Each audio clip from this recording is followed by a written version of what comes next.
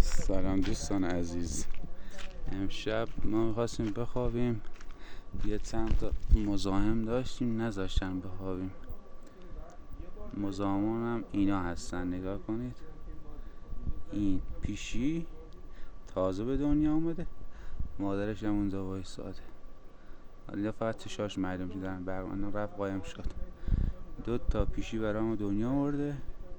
امشب اصلا نمیذارم بخوابیم، بهشون غذا میدیم. نگاه چجوری هن، نگاه تازه دنیا آمده، چقدر چشمای خوشگلی داره.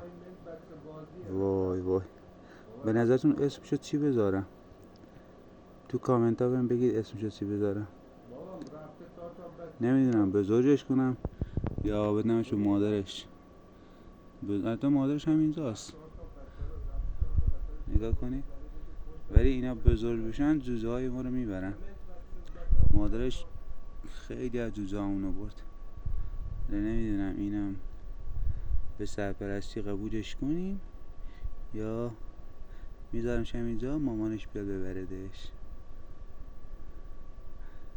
میذارم همینجا، نگاه کنید چقدر خوشگله.